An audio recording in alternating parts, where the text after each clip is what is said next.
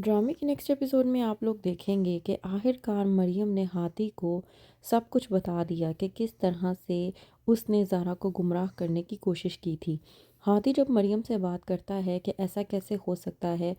कि ज़ारा मुझ पर बेवफ़ाई का इल्ज़ाम लगा दे, इस बात पर कहती है मरियम हादी से कि ऐसा कुछ नहीं है, वो जो कुछ भी कह रही है वो बिल्कुल ठीक कह रही है। हादी मरियम की बातों को समझ नहीं पाता और गुस्से में आ जाता है, कहता है कि अब तुम भी वही बातें कर रही हो जो ज़ारा कह रही थी। मरियम जब हादी से कहती है कि हाँ, ऐसा ही है, उसने वही सब कुछ कहा जो उसने देखा, जो उसे दिखाया गया है।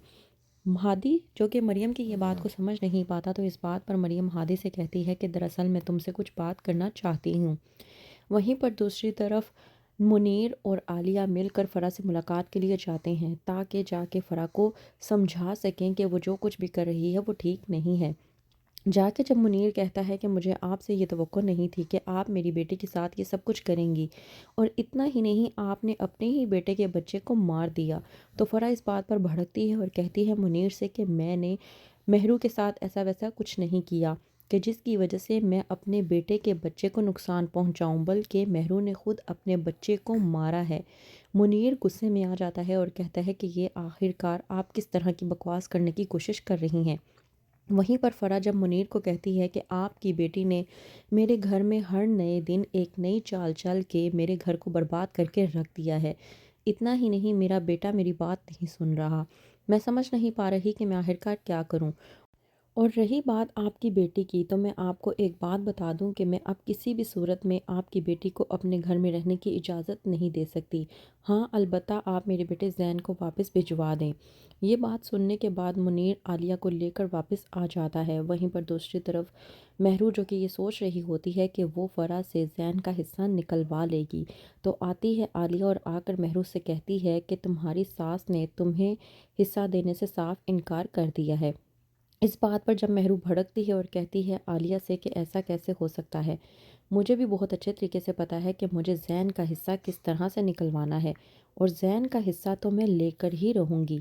जब कहती है आलिया महरू से कि फ़रा ने कहा है कि वो ज़ैन को घर वापस बुलवाना चाहती है, और वो कह रही थी कि वो तुम्हें अपने घर में किसी भी सूरत हाल में नहीं देखना चाहती, तो वहीं पर जब महरू कहती है आलिया से कि ठीक है, मैं एक बार ज़ैन का हिस्सा हासिल कर लूँ, फिर मेरी बला से वो उसे अपने साथ ले जाए, मुझे इस बात से कोई फ़र्क नहीं पड़ता। आलिया महरू की बातें सुनने के बाद बेइंतहा गुस्से में आ जाती है और कहती है